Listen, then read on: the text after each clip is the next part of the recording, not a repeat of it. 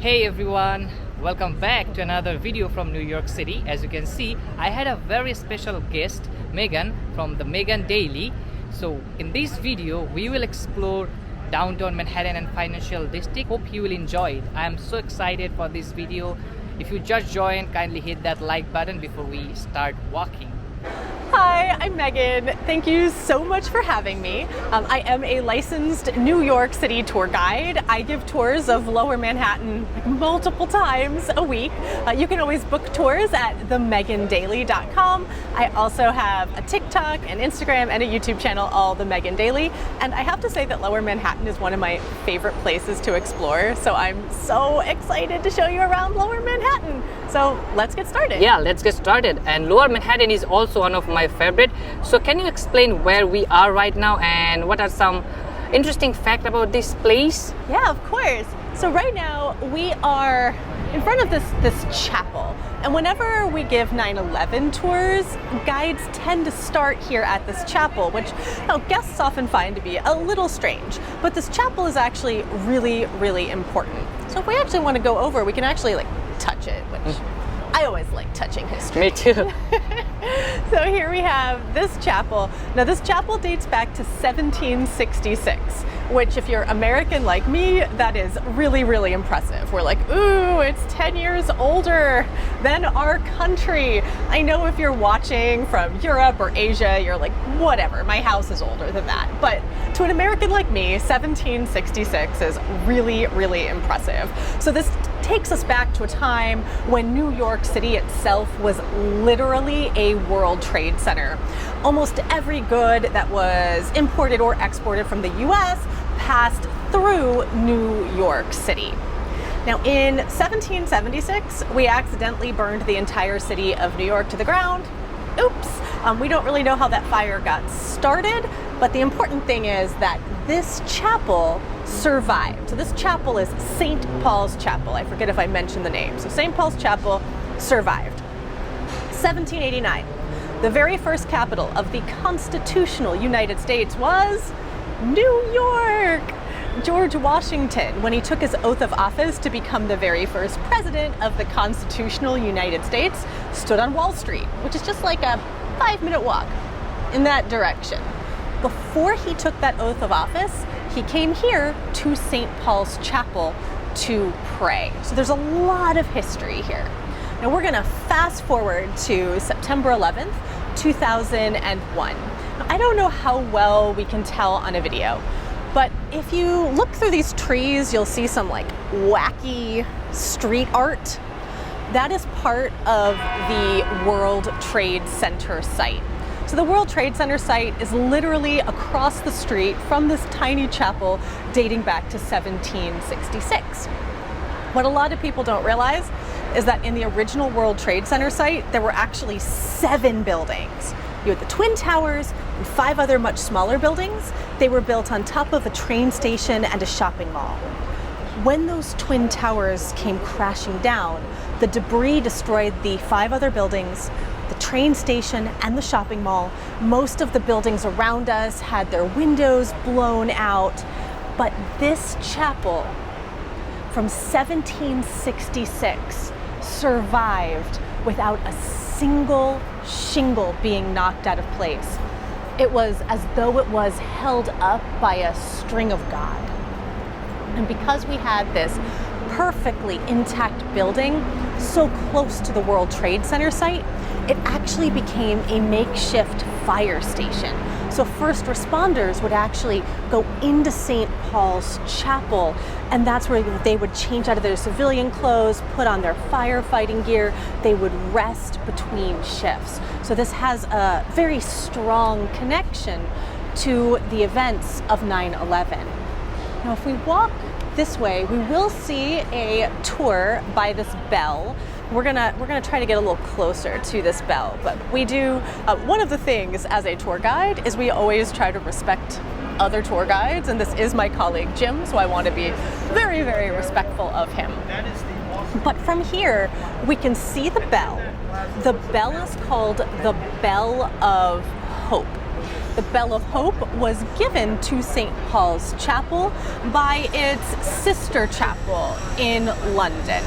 So it was dedicated in 2002 to help us recover from the events of 9/11. Now, when a lot of people look at the bell, I get a lot of tour guests who are like, it looks like the Liberty Bell. It actually has a lot of similarities to the Liberty Bell. It was actually made in the same foundry. It was cast in the same foundry as the Liberty Bell, Whitechapel Foundry. And similar to the Liberty Bell, it's a silent bell. But the Liberty Bell, of course, is silent because there's a giant crack in it. This one is silent by choice. If we actually got underneath it, we would see that it's tied together with ropes, and they only ring it on September 11th. In general, sometimes when there's other like major tragedies, such as the bombing at the Boston Marathon, they'll ring the bell as well. So that is the Bell of Hope. And if you ever look underneath it, there's actually a map of the original World Trade Center site. I don't know if we can like kind of sneak in there. So the original World Trade Center site was 16 acres in size, and it was sort of a parallelogram. So that is a map of the parallelogram, and on that map you have the outlines of 6 of the 7 buildings. Why are there only 6 buildings? The original 16 acres of the World Trade Center site is on land owned by Port Authority. Number 7 was actually just to the north. It was off of the 16 acres owned by the Port Authority, and that becomes very important when we talk about rebuilding. Let's walk this way. Now, have you covered the World Trade Center site a lot? Yes, I did, but I never covered as an expert like you. Oh, such an expert. I mean, I did work as a guide at the top of One World Trade Center. So that's One World Trade Center. It's the tall building with a stick on top of it. I always say it's a stick. The technical term is a spire. But the important thing here is that it's not an antenna. Now, do you know why it's important that it's not an antenna? No, I don't. Okay. So according to, like, there's a committee of tall buildings and urban habitats, and they specifically decide like what counts as a tall building, what doesn't, what counts as a skyscraper. And according to them, if a building has an antenna on top of it, that antenna, because it does something, does not get to count as part of the height of the building. If whatever is on top of the building does not do anything, like a stick, it gets to count as part of the building. So because that does not do anything, it does not actually like transmit radio waves, it gets to count as part of the height of that building. And that brings that building up to a final height of, do you know how tall it is? Yes, 1,776 feet. Yes. Yes. And I think it's because another reason of American Independence Day was also 1776. Am I correct? You are correct. Perfect. Woo! But this area, especially this beer garden, is so lively in weekend. That's the fun part of this area as well. And especially in summer, this place is one of my favorite to explore. As you say that you are also love explore Lower Manhattan. Am I right? I do. I love Lower Manhattan. I love World Trade Center, which is like a weird thing to say because of course most people when they think of World Trade, they're thinking of, you know, the horrible events that happened. One of the kind of like recurring themes I think though of the World Trade Center site is how it's risen from the ashes like a phoenix, right? Stronger than it was before. Now, I've never actually been to that beer garden. I always kind of want to, but maybe one day you should try. I need to sell more tours so I can afford the beer garden. But it's actually really funny because for some reason on like Sunday mornings, I feel like it's really happening there. And I'll be like, you know, have a group up here and we'll be like, you know, 2,977 people died. Then you hear like Britney Spears' Toxic playing. They're like, Toxic? And you're like, oh, okay. Okay. Cool background music. Maybe we can cross the street and head toward the plaza. Yeah, absolutely. I think there's a farmer's market there today. Oh, I think so. Which, I don't know, this always surprised me. So originally, I'm from Florida. That's why even though it's like 80 degrees, I'm wearing a jacket. I am always cold. I produce no You are- internal body heat. Pretty much similar with me. No matter what the weather is, I always love to wear like long sleeve stuff like that. I don't know why, for some reason I always also feel cold most of the time. It's like I need, like when we have those like, you know, sweaty 90-degree days, those are my days. Yep. But coming from Florida, it actually surprised me to learn that New York State actually has a lot of, you know, farmers markets and like apple groves. Right. So we have some really, really fresh produce. And we're also really close to Lancaster, Pennsylvania, that has amazing produce. So these farmer markets that you see are really, really good. This is like one of the smaller ones. I've seen the World Trade Center Farmers Market like be much bigger, but maybe I'll come and grab something to cook for dinner later. Do you have a favorite farmers market? I love Union Square Farmers Market, especially I love plants, I love flowers, and you will get some amazing indoor plants only in Union Square Market. Well, maybe you can help me because I am new to the plant world. Oh wow, really? I sure can to help you. Living in New York City, I live up in Harlem, and my apartment does not get a lot of light. So I'm always looking for good plants. Then you need some sort of grow light in order to grow your plants. A grow light? A grow light, a light of bulb can give you a huge result in your indoor garden. So I'm not like doomed to like only 2 plants that grow without One light? grow light would be amazing for 2 plants, and they will thrive inside your home, believe it. This is amazing. This is like great. Amazing, yes. This is great advice for New Yorkers as well. If you go to my home, I live in Queens basically. So my mom had a huge love of indoor plants. So my home is like a mini nursery. You will find at least 30 to 40 varieties of indoor plants. Wow. Yes. Okay, so we're about to enter the 9/11 memorial. There's some like just cool stuff around us to kind of point out. We were of course walking by the Oculus. The Oculus is this like really fancy entrance to the train station and shopping mall that replaced the original train station and shopping mall that was destroyed in the 9/11 attacks. The thing about it that I really just want to mention right now is I mentioned that there's this like theme of rebirth here at the World Trade Center site. The architect of the Oculus, his name is Santiago Calatrava, and he wanted you to think of a bird when you looked at the Oculus. Now, he never specified the exact type of bird. Tour guides like to like really pick a bird, but every tour guide and historian I know has like researched Santiago Calatrava's interviews, and he never specified the bird. If you actually do have evidence of an interview where he specified the bird, feel free to comment. Right Feel in free the to comments, comment. because Yeah. I want to know. I have scoured these interviews. However, I have picked a bird, but I will tell you that some tour guides like to say that it looks like a dove, which is a symbol of peace. Some even go as far as to say it looks like a dove released from the hand of a child. I like to believe that it's a phoenix, because what does a phoenix do? It bursts into flames and then rises from its own ashes stronger than it was before. And for me, that's the symbol that New York City needed here at the World Trade Center site right after the 9/11 attacks. So I like a phoenix for that. We also do have that wacky street art. That is the foundation for the future new #2 World Trade Center. And then over here, this is going to be a performing arts center, which as a actress, dancer, singer of opera as well, I'm very excited that there's going to be a performing arts space here at the World Trade Center site. So we have now entered the memorial. Something to be aware of if you ever do come to visit the memorial yourself, viewers at home, is that it is an active grave site. So when you are here, do be aware that the people that you are standing next to could be there mourning a loved one. So they allow you to take photos, they allow you to take videos, but really, really be respectful while you are here.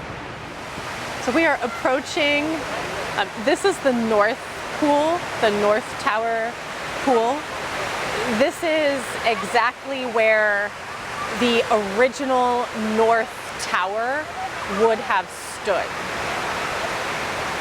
The official name of the memorial is Reflecting Absence, which I think is really great because it's here for you to come and reflect on whatever you need to reflect on while you are here. Now, if we actually look into the memorial, you'll notice that there are 2 levels of waterfalls. And the 2 levels, they're not identical. Now, the first level has those individual spouts, and the second level is water that's just falling freely. The designer of the memorial, his name is Michael Arad, which is always interesting for me because my brother's name is Michael Murad, but not Michael Murad, Michael Arad. He never specified why these waterfalls, first of all, are 30 feet deep each, or at least I could not find information about that. And he never specified why the 2 waterfalls aren't identical, why the first one has those individual spouts and the second one falls freely. I'm actually curious. I'm going to share my interpretation of it or what I have reflected on. I'm also curious for the people who are watching this video, feel free to write in the comments what your interpretation is, because there's really no right or wrong. It's literally here for you to reflect on. So my fiance, he thinks that the first level of waterfalls with those individual spouts are supposed to make you think of the original size of the original Twin Towers, with those giant metal beams reaching 1,368 feet up into the sky. My personal interpretation came from an art major in college who told me that he believes that the individual spouts represent the 2,977 innocent people who lost their lives. They then all fall into the pool where they meet up with everybody else who has passed on from this world, and they then all fall together into whatever dreams may come when we have shuffled off this mortal coil. So that's the interpretation that I've taken for myself, but I'm curious what anybody else interprets. Yeah, feel free to share in the comments so we all can learn something new. Exactly, and it's just always interesting to see what other people experience here at the memorial. So we could try to walk around. I'm looking for a single white rose. Sometimes there's lots of them, and sometimes they're a little harder to find. But as we walk around, actually let's walk towards the South Pool. Thank you.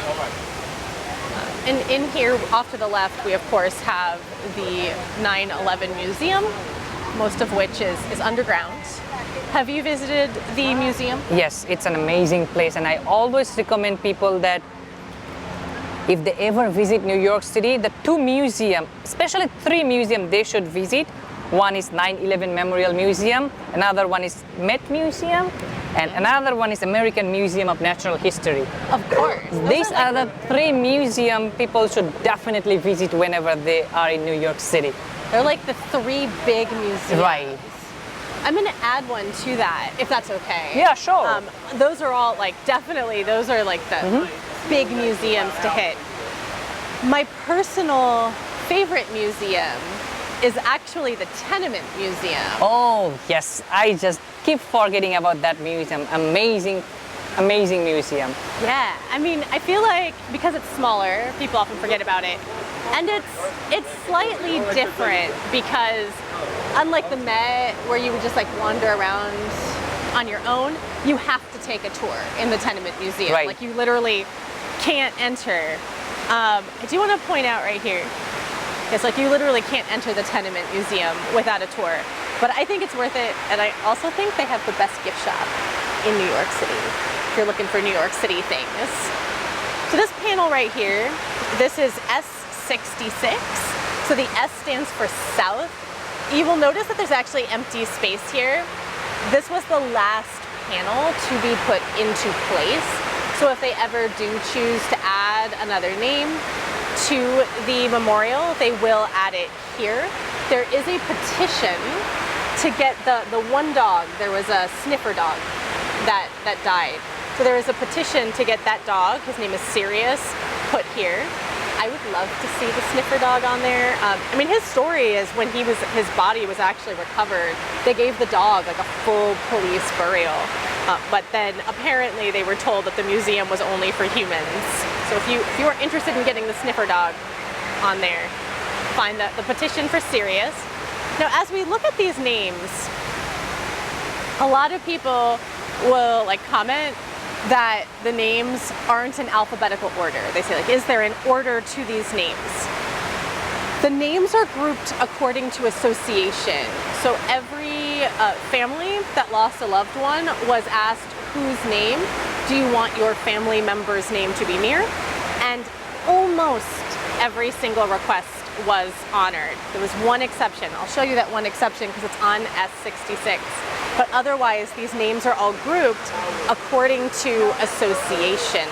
And if you're ever trying to find a specific name, you can go online and type that name on, and they'll give you like the name of a panel. So here, S stands for south. If it was on the north, it would be an N, and then like 66. So if you were looking for a name. So the one name that was not put according to association was Muhammad Salman Hamdani.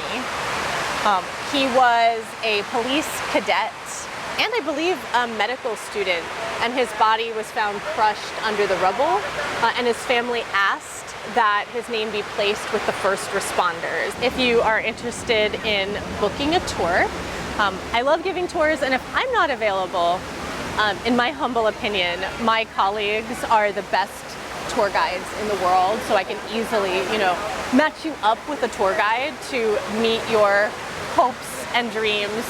And I really love the tour guide community. I find that we're always constantly, helping one another and learning from one another. We're all friends. Yeah. I do want to point out this white rose. I mentioned that I would look for white roses. When you come to the memorial, you will see that people leave flowers, flags, sometimes like candies and chocolates. And they're there to, honor their loved ones. But these white roses are different. They're actually placed here by those who run the memorial. And if there is a white rose on a name, that means that today would have been that person's birthday. So we call those birthday roses. I want to ask you one question that I always get in my video, that when is the best time to visit New York City? Oh, I feel like my answer is going to be, we can walk and talk. I feel like my answer is going to be different than everyone else's answer. My favorite months are June and July. Now remember Really? that I like it to be really, really hot.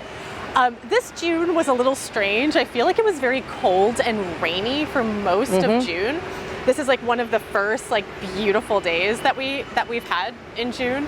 But I usually like it being very hot. It's when Shakespeare in the Park opens, it's when Pride is, it's when the Mermaid Parade takes place.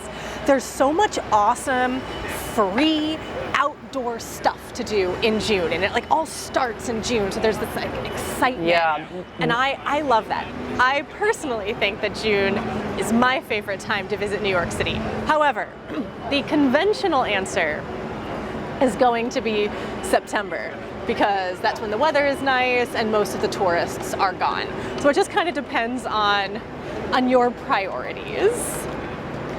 What do you say? My favorite time would be September, like a holiday season. But yeah, I totally agree with you, because in June and this particular time, everything seems different. Like we are getting out from something, like all the green leaves and everything will make you a bit energetic. Yeah, I love June. I think that June is the perfect time because I like all the free outdoor stuff, sunniness, the hotness. But I know everyone else, literally everyone else, will tell you September. Okay, so right now we are, speaking of September, this is the Firefighters Memorial, the 9/11 Firefighter Memorial. It's attached to Firehouse 10, which is a fully operational firehouse. We may even see some fire trucks coming in and out while we stand here.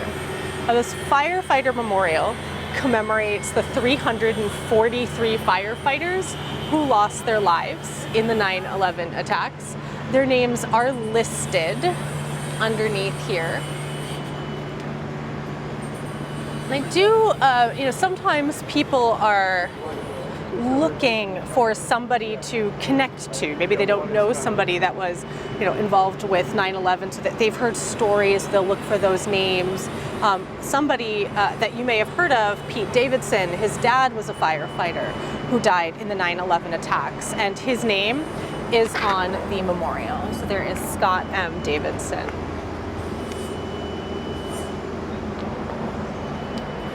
Now, speaking of the firefighters, if we continue to walk this way, you'll see a pub up ahead called O'Hara's. Have you ever been to O'Hara's? No, I haven't.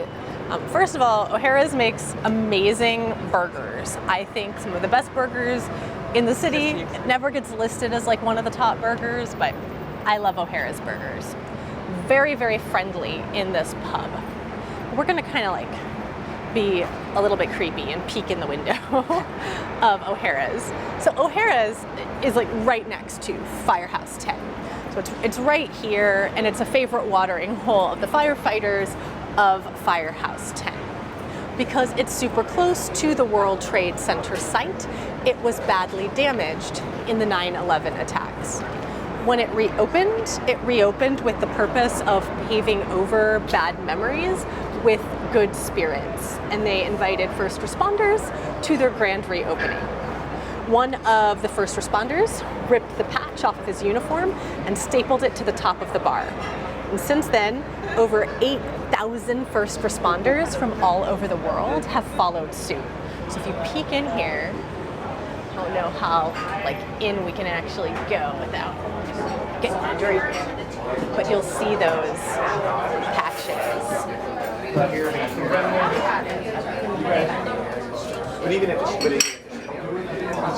I always recommend if someone takes a World Trade Center site tour that they come here to get lunch and then see if they can find a patch from their hometown. Now, I'm from Palm Beach County, Florida. My fiance is from Bangor, Maine, and I believe that we were actually sitting at that table right there, and we saw patches from both Bangor and Palm Beach County at that table. But I don't feel like interrupting their lunch, but that's something that can be interesting to do. And they also have if you go up to the bar, they have a scrapbook that talks about their 9/11 experience. So when people are traveling, it's interesting. My friends almost never want to take a tour, and I always want to take tours. I'm like, no, we have to take tours. And there's always a fight. And I think that people don't realize that, you get kind of this image of everybody on like a bus traveling in a group of 60 and sitting to a very strict time schedule, but there's so many different types of tours. You can take private tours that we customize to whatever you want, and I think it unlocks so much of the city.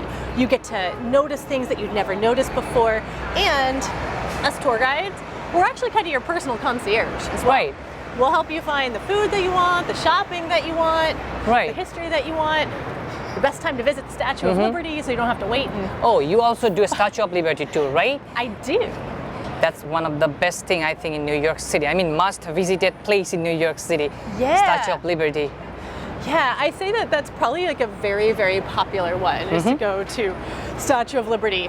Biggest advice, do that like first thing in the morning. Yep. Do it. That's not your afternoon activity. That is not your noon activity. That is your as soon as the boats open activity. Otherwise the lines just get to be bonkers. And I just can't wait for them to open the crown. I am waiting years after years to just go to the crown, but haven't really get a chance Have yet. you never been to the crown? Never. I went when I was like 10. Oh, really? I'm actually curious, so again, viewers, if you want to write in the comments if you've been to the crown. And I always just like to throw this question out there for anyone who's been to the crown. Is it worth it? Is it worth it? Is it worth climbing up the stairs? Yeah, feel free to let us know that if it's really worth it. But last week, I think for the first time ever, I went to the pedestal and I get the view. And if you ask me now if it's worth or not, I think it's worth it, because $31.30, but it will give you the view or the feel that you are a very interesting place. The pedestal view is not a great view, like it's not a view like Empire State Building or something like that, but it will give you a vibes that you are in a very special place. That's exactly what I tell people. I often get guests who are disappointed because the pedestal tickets, they sell out like really far quickly in advance. So if you haven't like planned like way far ahead, there's a huge chance that you're not going to get pedestal tickets, and people's hearts literally, break because they want to go up to the pedestal. And I usually say, why do you want to go to the pedestal?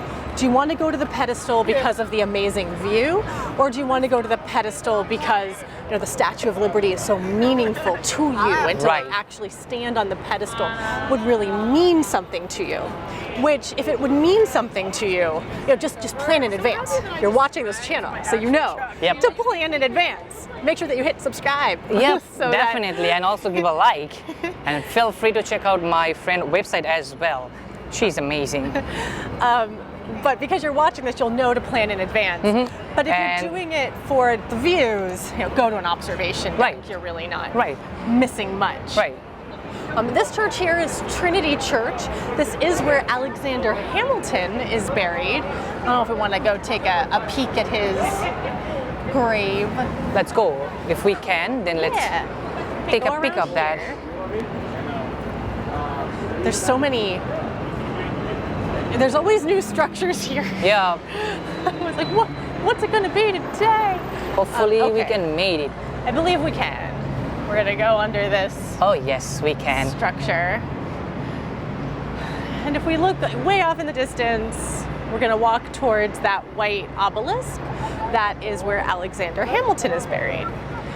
One of the jokes I often make, so that street right there, that's Broadway.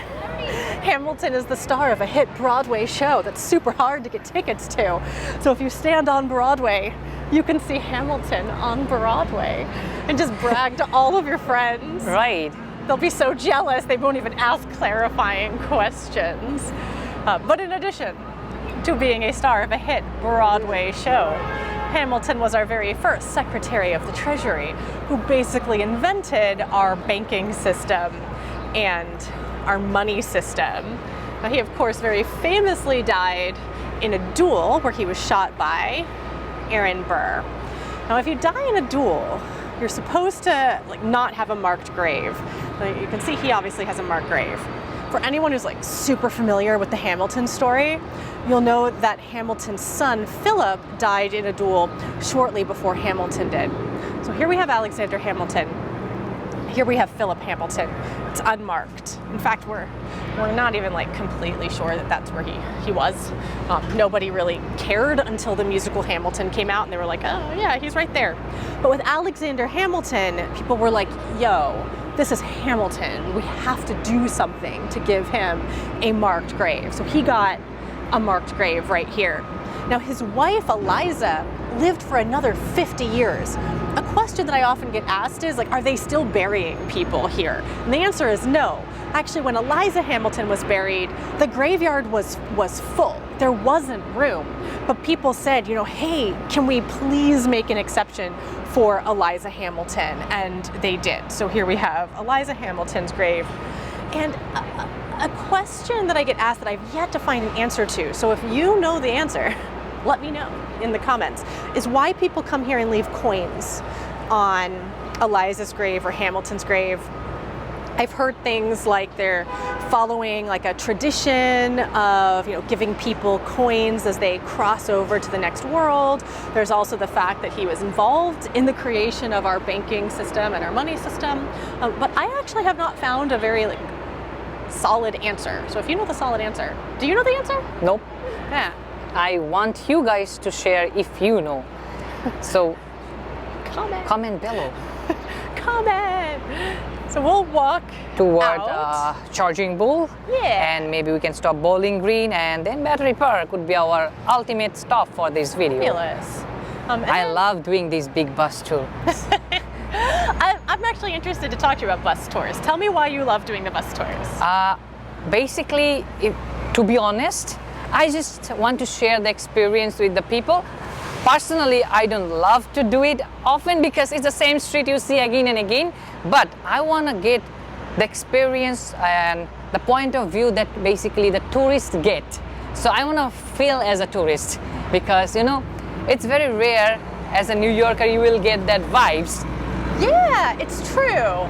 I love that. One of the things that I'm always saying is that, well, I do want to point out, there's Wall Street. Yep, that's the Wall Street. Is it exactly as you've always imagined it?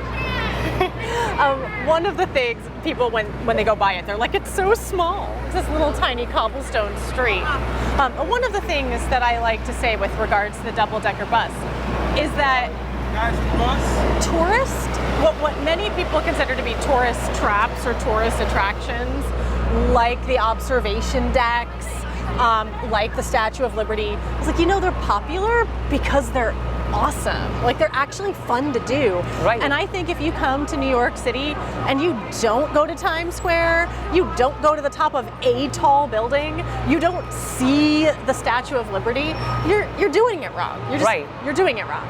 And I think another reason I really like those double-decker bus tour, that it will give you a summary of the city. For example, you are here in New York City for a short period of time and you want to see some interesting thing in this city. So I think making this kind of bus tour will give you a summary of the city. Or maybe you are first time in the New York City and you don't know where to go, what to see. You can take either downtown, uptown tour and it will give you a summary, and later you can walk and you can explore things. I think that's another reason should be to take this kind of double-decker bus tour. It's my opinion. Was there a live guide on your tour? No. Unfortunately, I did it quite at least 3 times, but never been into any live tour. They had headphone, but that's not synchronized most of the time. Yeah. So I not recommend to listen anything. It's just a summary. But doing a live tour like Megan and I do right now, this is more fun than doing a bus tour for sure, because you had the connection between the guide and you. You can ask whatever he wants to ask, and yeah. I mean, I think that there's always a conundrum, right? If you want to see a lot of the city, a walking tour covers, you know, a neighborhood. I mean, we could walk from Battery Park up to my home in Harlem. That's just a lot of walking. So the double-decker buses, you're exactly right. Like, you get a great idea of what the city is as a whole. And I think that that's so great, like, especially on your first day. Your first day, I always say, like, the best piece of advice if you're traveling anywhere is to take, like, a tour. Right. And then you can, like, kind of see, like, oh, I was really vibing with, you know, Bowling Green Park, so I want to go back there. Right. Or, oh, Harlem was like really my vibe. I mean, I love Harlem. I've lived in Harlem for over 10 years. I just renewed my lease for 2 more years, which I'm so thankful for because it was before the rent increase happened. I know. I know. Which breaks my heart, Eric Adams. Anyway, no politics. I think there's like amazing restaurants. It's a very like family oriented. I live by a park where the Metropolitan Opera and New York Philharmonic have given concerts up at this park.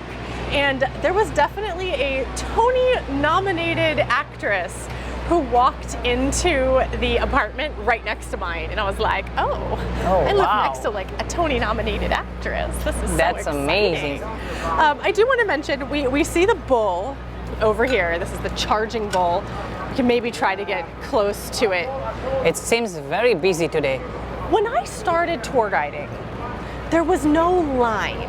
There was none of this like scaffolding. Everyone just, it was a free-for-all. You just ran up and touched it. And I almost feel like these lines make it worse. You have to wait so long to touch it.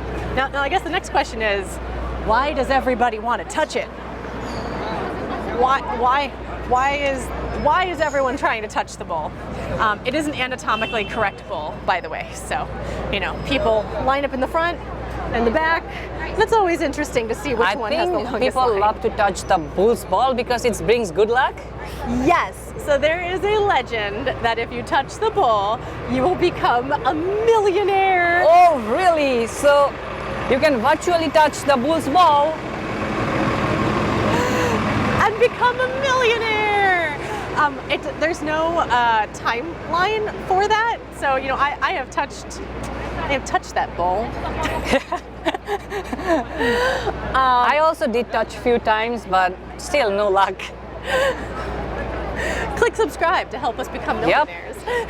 So yes, the legend is that if you touch it, you will become a millionaire. It's always interesting to see who chooses to touch where, and the stuff I have seen done to this poor bull. But originally, he was created by Arturo Demodica to help us. It was supposed to be inspiration to get us out of a Great Depression.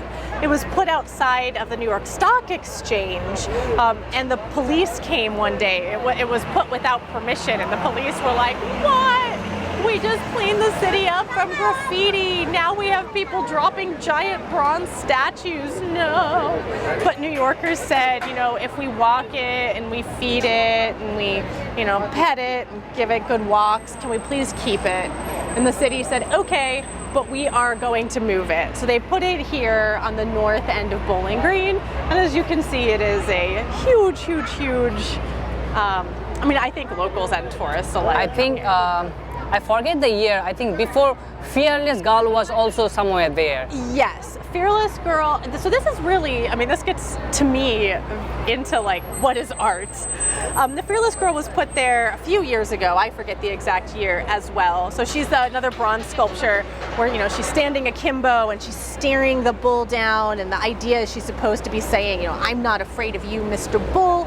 And it was raising awareness that women really don't have a lot of jobs on Wall Street, disproportionate to the number of men, and especially when it comes to really high positions of power. So this work of art was put there in front of the bull, and all of a sudden people began to think that the bull represented, evil, corruption, manpower, Wall Street bros. And I have to think, Arturo Demodica, he put it here he was an immigrant. He put it here to inspire Americans after a depression. The stock market's crashed, and he wanted to say, it's okay. A bull market, that's a strong market, apparently, because when a bull attacks you, its horns buck you up.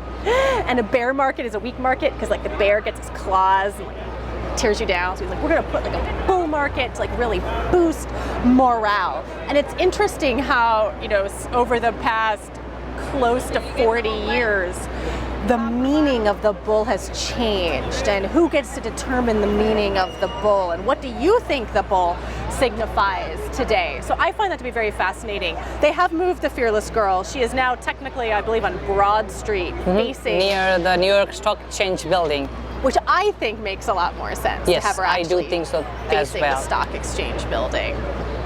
Now let's go toward the bowling green. I think this is the first park in New York City, if I'm not wrong. I want to say it dates back to 1733. If someone wants to know more than me and correct me on that exact date, feel free. But I believe it dates back to 1733. Yes, you are correct. Yes. And this is one of the oldest fence in New York City as well. Yes. So this fence I find to be really fun. Again, like I said, I like to touch history.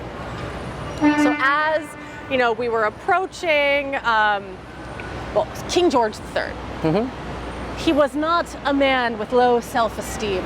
He decided that the thing that the colonists need more than anything else in the world was a giant statue of him.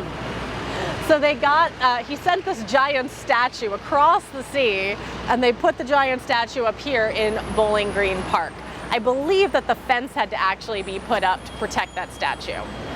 After the signing of the Declaration of Independence, and after it was read here in New York City, colonists were like, yeah, amazing, independence, let's go tear down that statue of King George III.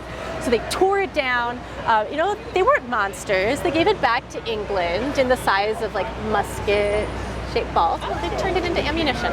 But then, after you tear something down, you're like, gotta destroy more things. So this fence used to have, I believe that it was balls covered in gold crowns. So the colonists sawed off those balls. And they never fixed the fence. So you can actually, you know, touch the fence right there. So again, touching history. The history. Here at It's Bowling always Green. lovely. Make sure you touch that history. But you can't, like, don't go to a museum and touch the history. Yep, Oh, for sure. I should be, there's history that you can touch and history that you can't touch. Yes. Be careful. I should be very careful with that. So here we are walking through Bowling Green. It's a lovely park. A lot of people who work here in Lower Manhattan will come out on a day like today and eat their lunch. There is a time of year that we get tulips here. Yes, that's the best time. I showed that video many times to my audience. Love the tulips. Yep. So yeah, here we have, in memory of George T. Delacourt. Now you may know him because the Delacourt Theater, where Shakespeare in the Park takes place, is named after him. And there's a clock right next to the Central Park Zoo called the Delacourt clock, where like the animals dance every hour on the hour. So he's a philanthropist that I think was, you know, part of so many of New York City's most beloved locations.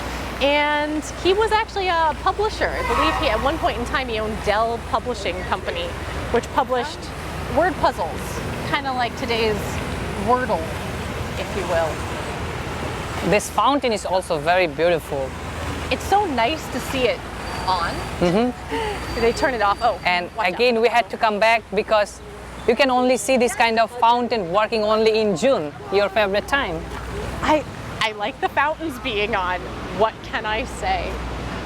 Oh, we also have things like Governor's Island right now has like a lavender field, which I haven't made it out to yet, but I might go tomorrow. We'll see. So there's just so many cool things in June. I want to ask you one thing about Governor Island. Yeah? Many people ask me that, is it worth to visit? I think it's worth it. I'm not sure, like if you were here for a week, I'm not sure that I would say the thing that you have to do is visit Governor's Island. Now, if there's an event there, like the Jazz Age lawn party, and you're just like really into the Jazz Age and wanted to dress up, like absolutely, that is a very special experience. If you're very into like Coast Guard history, that's definitely a place where you would want to go. But I'm not sure that if you're like, I only have a week, this needs to be on my list of top 10 things. I think that it's really a place for New Yorkers who want to have almost a staycation from Manhattan to go there. Also, they have camping there. So if you want to go camping and you can literally sleep and get this amazing view of the Statue of Liberty and an amazing view of Lower Manhattan, that could be a really special experience if you're visiting as well. And definitely visit the Governor's Island website because there are always special events. So if there is a special event that like really speaks to you, then you'll want to go out to Governor's Island. It's really easy to get there. It's like you take a Governor's Island ferry and that maybe takes you like 15 minutes. And this is National Museum of American Indian. I love the architecture and the design of this museum. Yeah, it started out as the U.S. Customs House, the Alexander Hamilton U.S. Customs House, but he never got to actually see it completed. Now, the Customs Office moved into the original Twin Towers in the 1970s, and the Smithsonian Museum of the American Indians swooped in, and it's now a Smithsonian museum, so it's free to go inside. There are these statues. Do you know about the statues? No, I don't. So these statues represented the major continents of trade at the time. We have Europe, Asia, America, and then the thing that creates a lot of controversy is over here where we have Africa. Now Africa, you'll see a sphinx up there, but you'll also see that the figure representing Africa is in the nude and asleep. So in the early 20th century, it kind of gives you an idea of what Americans thought of Africa at the time versus something like the Americas or Asia or Europe, where we see things like globes and scholarly learning and robes as opposed to being naked and asleep. It's not one of the prettier parts of our history. But that's the thing with history, right? We have to sometimes face like very unpleasant truths and then hopefully learn from those very unpleasant truths so that we can do better in the future. For sure. Oh, something else that I think is kind of fun. I don't know if you've covered this before, but we have a Citibank here. Citibank. You'll notice that there's like these shields with different ports on top of the Citibank. And then if you look down, you'll see that that entrance to Citibank says first class on it. Do you know why it says first class? No, I don't. I haven't covered this part yet. Oh, well, let's cross this way. Yeah, let's cross the street and see what's going on there. Because it sounds interesting to me. So this actually used to be, let's go read the thing. Adjoining the site was the first Dutch fort on Manhattan Island. Okay, so we're actually not going to talk about the Dutch fort. We're going to talk about the International Mercantile Marine Company, which actually owned this building. This was a place where you could go and buy tickets for ships on OSA White Star Line. Now, of course, the Titanic did not leave from America, but if you were to buy a ticket to the Titanic, if you were first class, you would have entered there and bought your first class ticket. Now, if we continue to walk down this way, we will notice that there is another class where you would enter through a different door to buy your ticket. So if you were cabin class, you would enter through this door to buy your ticket. Wow, this was really amazing. It's always like how many people miss the fact that if you're entering Citibank, you're like entering through first class or cabin class. It's also interesting because the idea of like second class is fairly recent. I believe, if I recall correctly, that the Titanic was one of the first ships to actually have a second class. So you would have had first class and cabin class. All right, so we are entering the Battery Park. Battery Park. We have this fun statue here. I forget the artist's name, but it's supposed to make us like reimagine what it would be like if all of our superheroes were black. Now, pretty cool. Battery Park. Do you know how Battery Park got its name? No. Okay, let's walk this way, I guess. There's so many ways to walk here. So Battery Park got its name because in military terms, a battery is a line of cannons. Alexander Hamilton and his buddies got together a line of like 14 cannons. They had it here to protect New York from the British Royal Navy.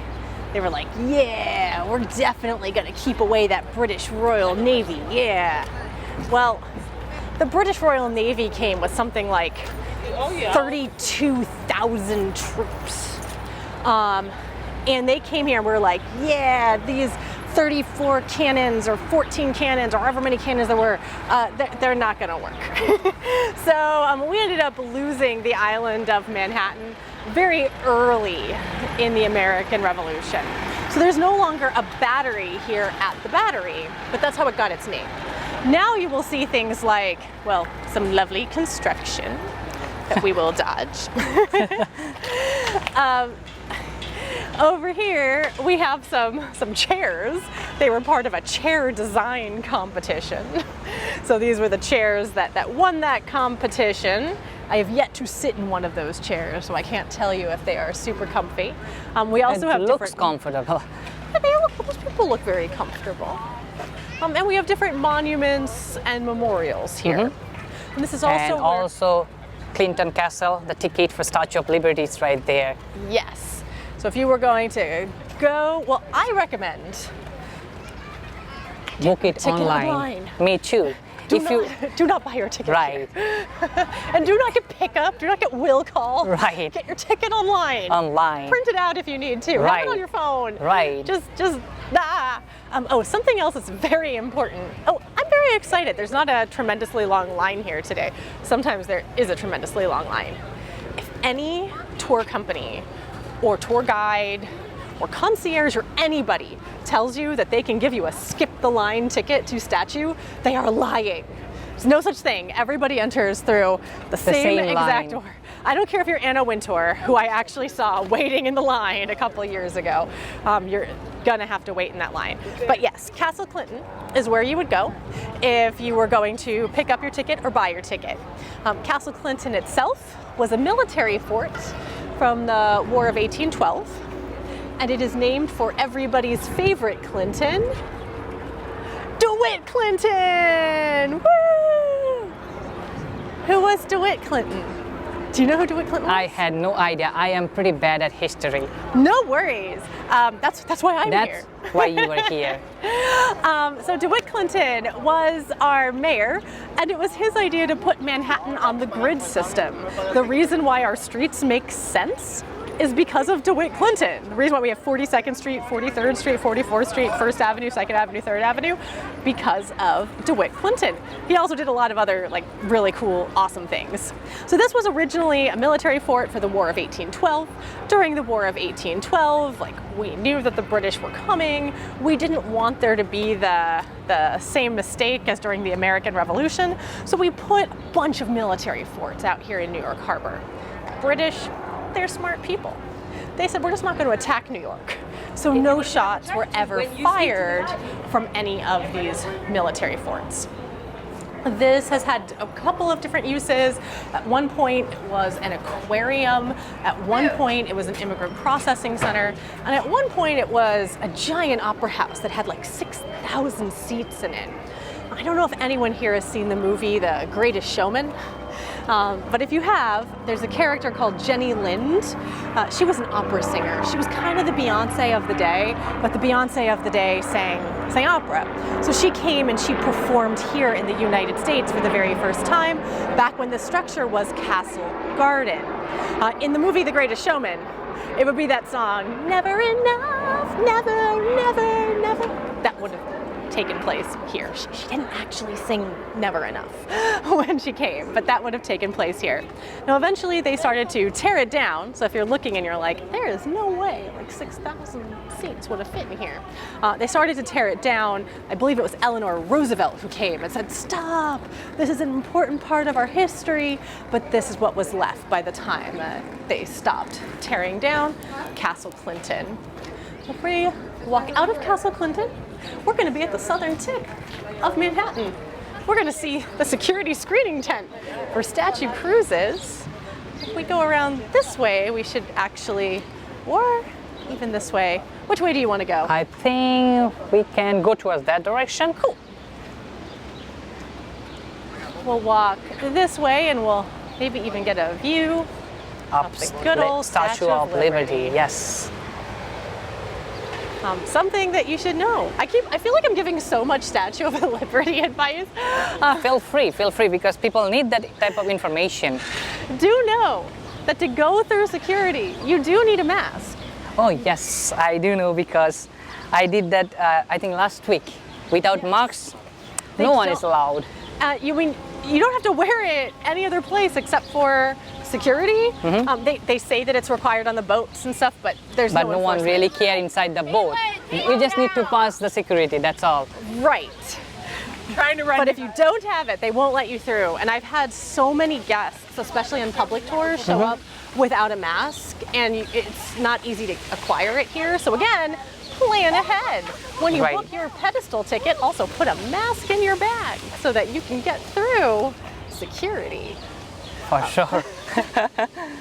This is always fun. I love how, we don't really have a water park, but we have all of these areas that have fountains, and kids are always running on a hot day, pretending that we have water parks. Right. We should have some water park here in New York City, especially for summer. Oh, there we have the Staten Island ferry going out. A free way to see Statue of Liberty. That's always I say it. A free way to see the Statue of Liberty. I love taking the Staten Island ferry, especially at night. Oh yes, for sure. The view of downtown Manhattan and the Jersey City will amaze you, for sure. And if you time it out for sunset. Oh my gosh, I caught one of the best sunset in my life. That's amazing. Especially Statue of Liberty background with the sun. Just mind-blowing. It's great. I would say, time it out to see the sunset, or it's also great, sometimes you see a Broadway show, or like you go get dinner and you're not ready to go home and you're like, what can I do? I already spent all my money on a Broadway show. Here we go, the Statue of Liberty. There she is. Right there. She's so lifelike. She even moves. I mean, now she's behind Statue Cruises. We'll go around this way. Here we have the East Coast Memorial that commemorates American servicemen and women who lost their lives during World War I and World War II. It's a pretty busy ferry. This ferry actually, to be honest, is not a busy ferry Really? for Statue Cruises. No, I'm actually like surprised that it's so empty. I don't know what time it is right now, but Right now it's 1:30 p.m. yeah, I mean, I've actually had to wait in line 2.5 hours to get on. 2.5 hours? To get on. I mean, as the day progresses, like around noon, 1 o'clock, 2 o'clock, I've had to wait 2.5 hours while the line wrapped around Battery. And these boats, I've like literally seen it, just like people to people, it's sardines. And here, almost everybody has a seat. I know eventually everyone's going to stand up and just stand along the railway to see the Statue of Liberty, but people are sitting down, there's space, you can move. So that's actually, that boat would be a dream for me. I get on so many like super crowded boats with tours. Lots of people, ask where to sit. When you're getting on the boat, you want to sit on the side that has land, because that's going to eventually turn around, and there you can see the Statue of Liberty. Way There off she in the is. distance. There she be. Oh. Let's see if we can.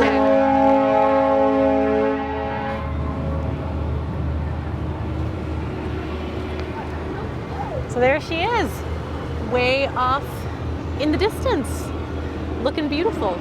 And then we can actually see Governor's Island as well. So what would you say about, is Governor's Island worth it? Honestly, if you ask me, I never been into Government Island. Oh my goodness, well now that's a crime. If you live here, you have to go to Governor's Yes, Island. then I know few people who lived their entire life here in New York City but never been into Statue of Liberty. What do you say about those people? So this is a question that I always throw out. I ask, is actually setting foot on Liberty Island worth it?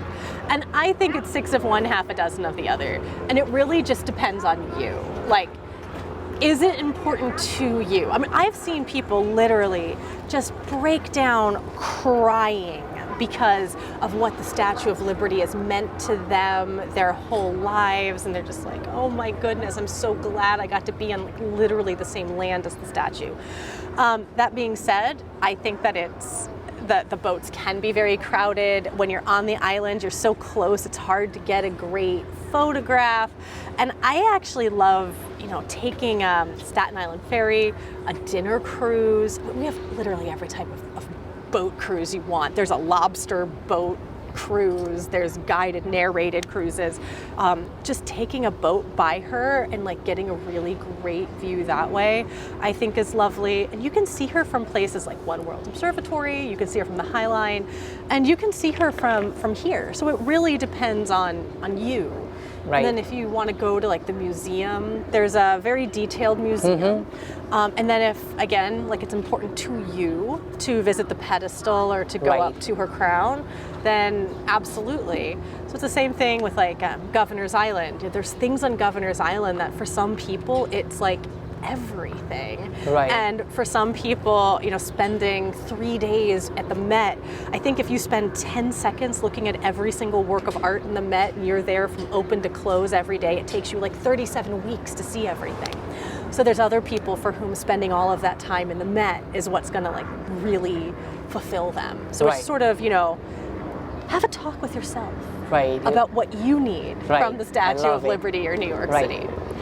I think that is pretty much it. We did so much in this part of Manhattan, and I hope you guys enjoyed. If so, kindly hit that like button, and if you want to see more video like that, definitely subscribe, and definitely check out the megandaily.com in order to get a lovely tour with her and her fellow tour guide. So yeah, you want to say something before I end this video? Sure. Yeah, you can find me on TikTok, Instagram, YouTube, all at The Megan Daily, and Megan is Megan. I will put that link in my video description box. You will find her easily. And yeah, that's all, and have a lovely day, guys. And as usual, before I leave, make sure you stay positive and be positive. Bye bye.